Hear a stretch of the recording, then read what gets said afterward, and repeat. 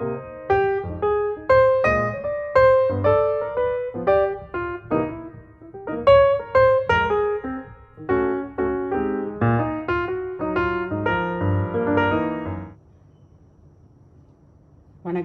Welcome to Salem spices. இன்றைக்கி கொத்துக்கறி, chicken கொத்துக்கறி எப்படி செய்கிறதுன்னு பார்க்கலாம். ஏற்கனவே நான் ஒரு கொத்துக்கறி ரெசிபி போட்டிருக்கேன். இது அதோட ரொம்ப ஈஸியான ரெசிபி இது. ஸோ சிக்கன் கொத்துக்கறி 1/2 கிலோ எடுத்திருக்கேன் நான். இதுக்கு வந்து எண்ணெய் ரெண்டு ஸ்பூன் ஊற்றி காய வச்சுருக்கேன். இப்போது சாப்பரில் வந்து 2 பெரிய வெங்காயத்தை இந்த மாதிரி சாப் பண்ணியிருக்கேன். கூடவே கொஞ்சம் கருவேப்பிலை, இது ரெண்டையும் சேர்த்துக்கலாம்.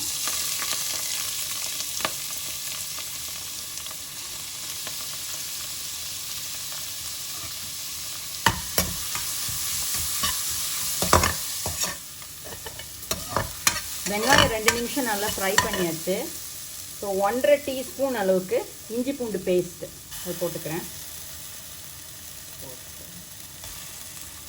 போட்டு நல்லா இதையும் நல்லா வதக்கிக்கணும் எண்ணெயில். இஞ்சி பூண்டு பேஸ்ட் சும்மா 1 நிமிஷம் நல்லா வதக்கியாச்சு. கொஞ்சம் மஞ்சத்தூள் 1/4 ஸ்பூன் போட்டுக்கிறேன். அதுக்கப்புறம் இந்த 1/2 கிலோ சிக்கன் இருக்குல்ல, கொத்துக்கறி, சிக்கன் கொத்துக்கறியும் போட்டுக்கலாம்.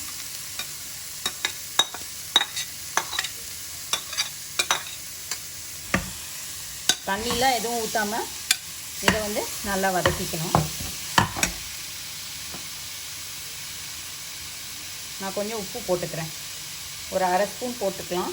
அப்புறம் தேவைப்பட்டால் திருப்பியும் போட்டுக்கலாம். இப்போ கொத்துக்கறி வந்து நல்லா ஒரு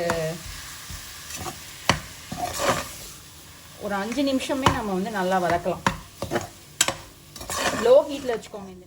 இப்போ 5 மினிட்ஸாக கொத்துக்கறி வந்து அப்படியே வதங்கிட்டு இருக்கு.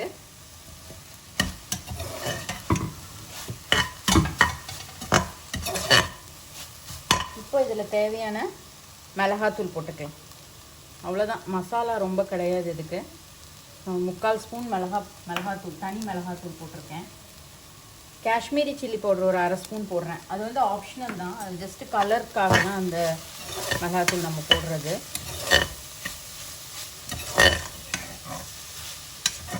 இதில் மஞ்சத்தூள், மிளகாத்தூள், கரம் மசாலா, அவ்வளோதான் ஸ்பைசஸ்.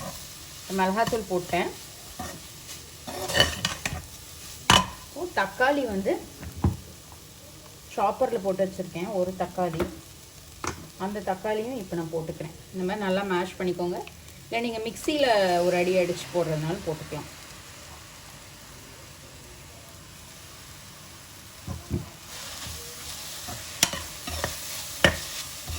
அவ்வளோதான். உப்பு நான் ஆல்ரெடி போட்டேன்.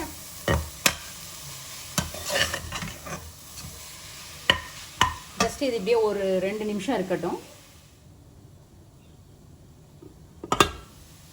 இப்போ தக்காளி ஒரு 2 நிமிஷம் இருந்தது, தக்காளி போட்டு. அவ்வளோதான். இப்போ வந்து ஜஸ்ட் ஒரு 1/2 கப் அளவுக்கு தான் நான் தண்ணி ஊற்றிருக்கேன். இது கொஞ்சம் நான் திக்காக தான் வைக்க போகிறேன் இந்த கொத்துக்கறி.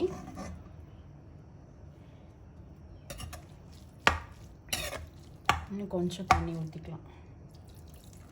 அப்புறம் நமக்கு வேண்டான்னா தண்ணி வந்து நம்ம திருப்பியும் குக்கர் ஓப்பன் பண்ணி ஃபுல்லாக ட்ரை பண்ண விட்டுக்கலாம். ஸோ இப்போ ஒரு கப் அளவுக்கு தான் தண்ணி ஊற்றிருக்கேன் நான். இப்போது குக்கர் மூடி போட்டுறேன். மூடி போட்டு கரெக்டாக 2 விசில் விட்டு ஆஃப் பண்ணிக்கிறேன். இப்போ 2 விசில் வந்து ப்ரெஷர்லாம் அடங்கிருச்சு. ஓப்பன் பண்ணி பார்க்கலாம். இப்போ நான் ஸ்டவ்வை ஆன் பண்ணிக்கிறேன். அடுப்பை லோ ஹீட்லேயே வச்சுக்கிறேன். சிக்கன்லாம் நல்லா வெந்து வந்துருச்சு. கொத்துக்கறிக்கு ஒரு 2 நிமிஷம் நம்ம வைக்கலாம். இன்னும் கொஞ்சம் நல்லா சுண்டி வந்தோன்னா நல்லாயிருக்கும். லைட்டாக இந்த தண்ணி விட்ட மாதிரி இருக்குது, இதெல்லாம் வந்து சரியாயிடும். இப்போ உப்பும் செக் பண்ணிக்கலாம். உப்பு பத்தலைன்னா நம்ம போட்டுக்கலாம். இப்போது அதுக்கப்புறம் ஒரு 1/2 ஸ்பூன் வந்து கரம் மசாலா, 1/2 டீஸ்பூன் கரம் மசாலா போட்டுக்கிறேன். இது 2 நிமிஷத்துலேயே இந்த தண்ணிலாம் வந்து நல்லா வற்றிட்டு கொஞ்சம் ட்ரையான கிரேவி மாதிரி வந்துடும் இந்த கொத்துக்கறி. நான் 2 நிமிஷம் கழிச்சு காமிக்கிறேன். இப்போ 2 நிமிஷத்தில் பாருங்கள் தண்ணிலாம் வற்றிருச்சு. இந்த மாதிரி ஒரு திக்கான கிரேவியாக கிடச்சிருச்சு. அவ்வளோதான், இது ரெடி ஆயிடுச்சு. கொத்தமல்லி இலை போட்டு ஆஃப் பண்ணிடலாம். சிக்கன் கொத்துக்கறி ரெடி ஆயிடுச்சு.